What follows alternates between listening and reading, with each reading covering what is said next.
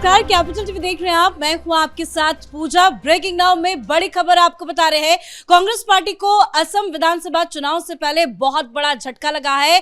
कांग्रेस के पूर्व प्रदेश अध्यक्ष भूपेन बोरा अब बीजेपी में शामिल होने जा रहे हैं।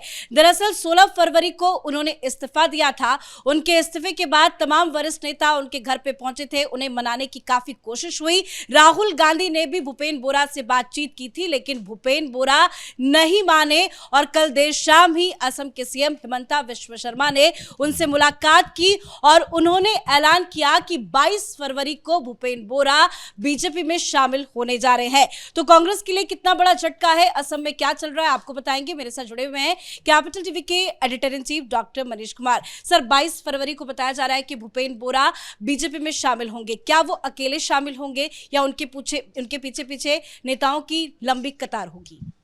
देखिए, सबसे बड़ी चीज क्या है इस पूरे घटना के दौरान, राहुल गांधी की ऐसी बेइज्जती ये शायद पहले कभी नहीं हुई थी।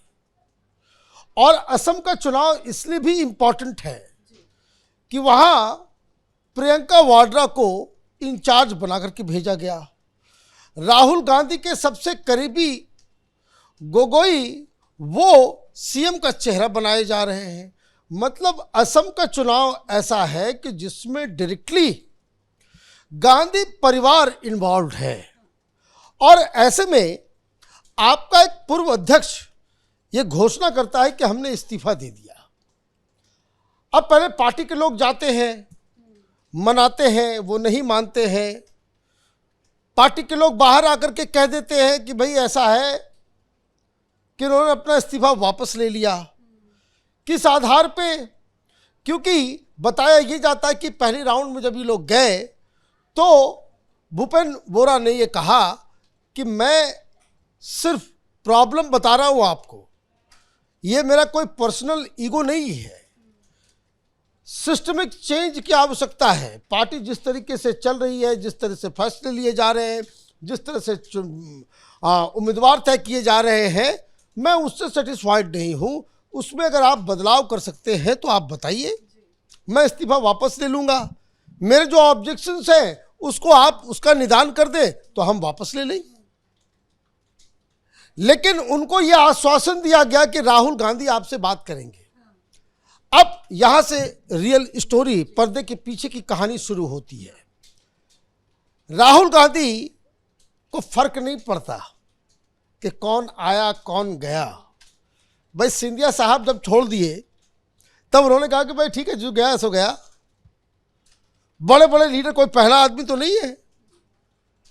हिमंता बिस्वा शर्मा ने इस्तीफा दिया था, उन्होंने कहा कि कोई बात नहीं, आते रहते जाते रहते, कांग्रेस तो महासागर है, बहुत सारे लोग आते हैं, उसमें रहते हैं, चले जाते, कोई फर्क नहीं पड़ता। लेकिन बोरा साहब के जाने से ऐसा क्या हुआ कि राहुल गांधी, जो अब तक कभी नहीं किया कि कोई पार्टी छोड़ के जा रहा है तो उसको फोन पे बातचीत कर रहे हो, 3 घंटे तक लंबी बातचीत, और वो बातचीत हुई। और सबसे शर्मनाक बात यह है कि राहुल गांधी की बात नहीं मानी गई। ये कहानी है कि आप तो सारे जो पहले के आपके आचरण थे उसको आपने तोड़ा कि मैं सीधे बात करूंगा। आज तक कभी आपने ये काम नहीं किया और आपने बात भी की तो आप फेलियर साबित हो गए। इसका मतलब ये है कि बोरा साहब के सामने राहुल गांधी ने जो कुछ भी बातें की, जो कुछ भी आश्वासन दिया, जो कुछ भी वैचारिक और सांगठनिक बातें इन दोनों के बीच हुई, आप अपने इस लीडर को कन्विंस नहीं कर सके। और इसलिए ये सारी चीज़ें इस मुकाम पे आई हैं कि 22 तारीख को वो ज्वाइन करेंगे। लेकिन कांग्रेस पार्टी में क्या हो रहा है?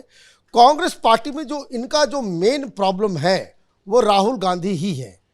राहुल गांधी की वर्किंग स्टाइल ही उनकी प्रॉब्लम है। इनका ये प्रॉब्लम है कि आपने गोगोई के हाथ में सब कुछ डाल दिया और यहाँ किसी से कोई पूछताछ नहीं हो रही, कोई अलायंस की किसी से बातचीत नहीं हो रही, आप तो चुनाव हारोगे।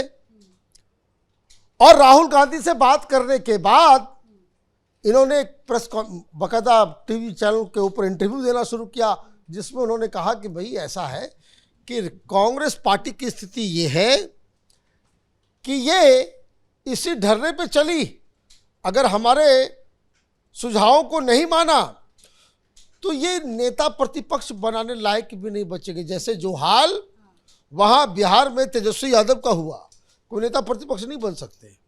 जैसे जो हाल महाराष्ट्र के अंदर उद्धव ठाकरे का हुआ कि इतनी खराब हार से आप हारे कि आप वो रिक्वायर्ड नंबर ऑफ सीट्स भी नहीं जीत पाए कि जिसमें आपको नेता प्रतिपक्ष, ये उन्होंने बाकायदा क्लेम किया।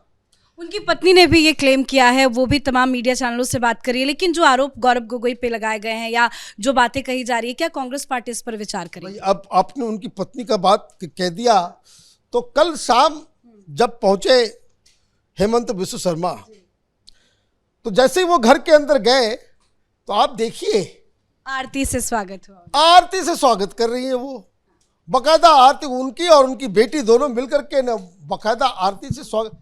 आप देखिए ये दिस इज कॉल्ड रिस्पेक्ट। ये राजनीति से नहीं होता, ये जो है ये आउट ऑफ रिस्पेक्ट। और ये क्यों हुआ? क्योंकि ये सारी गतिविधियां उनको मालूम चल रही थी कि राहुल गांधी फोन पे बात हो रहा है, ये हो रहा है, वो हो रहा है। आपने बेहतर ऑफर दिया और आपने कितनी बड़ी बात कह दी, और सिर्फ एक सेंटेंस हेमंत बिस्व शर्मा का इनके दिल पे जाए लगा और उसके बाद इन्होंने फैसला कर लिया कि हम अब वापस कांग्रेस में नहीं जाएंगे। उन्होंने कहा कि कांग्रेस पार्टी का आखिरी बड़ा हिंदू लीडर वो पार्टी छोड़ चुका है। मतलब ये एंटी हिंदू पार्टी बन गई है कांग्रेस पार्टी। ये जो इसको कहते हैं राजनीति। ये ऐलान तो कर दिया गया सीएम हेमंता की तरफ से कि 22 तारीख को भूपेंद्र बोरा बीजेपी में शामिल होंगे। क्या वो अकेले होंगे या उनके पीछे लंबी कतार? देखिए, जो मेरी जानकारी है कि एक बड़ा सा चंक कांग्रेस पार्टी का ऑलरेडी वहां कोलाहल मचा हुआ है। जब आपके ग्राउंड के लीडर ये कह रहे हैं कि नेता प्रतिपक्ष वाली स्थिति भी नहीं है, बुरी हार हारेंगे, तो आपके जो लीडर्स होंगे वो क्या करेंगे? वो इधर उधर भाग रहे हैं। तो ये इतने बड़े चाणक्य हैं, राजनीति के खिलाड़ी, कह रहे हैं घर वापसी हुई है। वो घर वापसी भी करवा रहे हैं। और दूसरा इनका गठबंधन है कहाँ? इनका गठबंधन है उधर एजीपी के साथ, असम गण परिषद के साथ। अब असम गण परिषद में ये कांग्रेस पार्टी के मुस्लिम विधायक जो है उधर ज्वाइन कर रहे हैं। इन्होंने पहले ही 22 सीट खाली कर दी है कि वो जहाँ पे मुसलमान ज़्यादा है वहाँ पे हम चुनाव नहीं लड़ेंगे, हमको नहीं चाहिए मियाँ मुसलमान का वोट। वो सीधे सीधे उन्होंने कह दिया कि वहाँ पे ज़्यादातर मियाँ मुसलमान है, इसलिए हमको नहीं लड़ना है। 22 सीट हमने जाने दिया, जाओ जिसको लड़ना है लड़ो। और किसको लड़ना है ये भी तय कर रहे हैं वो। ये इधर उधर से जो है बदरुद्दीन की पार्टी से, तो कांग्रेस पार्टी से वो लोग एजीपी ज्वाइन कर रहे हैं। लेकिन सबसे बड़ी चीज़, राहुल गांधी ने क्यों फ़ोन किया और क्यों कांग्रेस पार्टी की हालत ख़राब हो गई? चुनाव की घोषणा से पहले ये चुनाव हार चुके हैं कि बोरा समुदाय जो है एक कास्ट है, 6% वोटर है। ये इनकी वजह से कांग्रेस पार्टी में कुछ वोट जाता था, ज़्यादातर वोट कांग्रेस पार्टी को कुछ जगहों से ही वोट मिलते हैं। मुसलमानों का वोट मिलता है, कुछ SC ST, कुछ और जो है बोरा कमेटी के। ये जो बदलाव इधर हुआ है, टिल्ट जो हुआ है, तो कांग्रेस पार्टी को एक बहुत बड़ा झटका। आप ये समझिए कि इसका इम्पैक्ट कैसा है। 5-6% के आसपास रामविलास पासवान की पार्टी को भी वोट मिलते हैं, क्योंकि वो चिराग पासवान के पीछे उनके कास्ट के जो 5-6% वोटर्स हैं वो खड़े रहते हैं। अब अकेले आप लड़े तो आप सीट नहीं जीत सके, लेकिन जैसे ही बीजेपी के साथ आप आए, ये एडिशनल 5-6% वोट जो है भारतीय जनता पार्टी और जेडीयू एनडीए को ऐतिहासिक जीत की ओर ले गया। यही एक बहुत बड़ा डिफरेंस हो रहा है कि ये जो 5-6% वोट लेकर के आ रहे हैं, ये सिर्फ अकेले नहीं आ रहे हैं, पूरी ट्रेन जो है वो आ रही है। ये 5-6% वोट जो है वो शिफ्ट होगा कांग्रेस से भारतीय जनता पार्टी की ओर। और इसीलिए ये जो कह रहे हैं, ये मजाक में नहीं कह रहे हैं कि नेता प्रतिपक्ष बनने लायक नहीं बचेंगे गोगोई। और इसलिए ये बहुत बड़ा डेवलपमेंट, अभी अब चुनाव की तैयारियां हर राज्य में शुरू हो गई हैं। बताया जा रहा है कि अमित शाह या प्रधानमंत्री मोदी 22 तारीख को जाएंगे, उनके सामने पूरे लाव लश्कर के साथ जो है इनकी ज्वाइनिंग की जाएगी। धन्यवाद सर जानकारी के लिए। तो नो डाउट ये चुनाव से पहले कांग्रेस पार्टी के लिए असम में बहुत बड़ा झटका है, क्योंकि भूपेन बोरा अकेले बीजेपी में शामिल नहीं होंगे, उनके पीछे उनकी लंबी फौज भी होगी। एक बड़ा झटका जरूर कांग्रेस पार्टी को लगा है। इस बड़ी खबर में इतना ही। देखते रहिए कैपिटल टीवी। नमस्कार।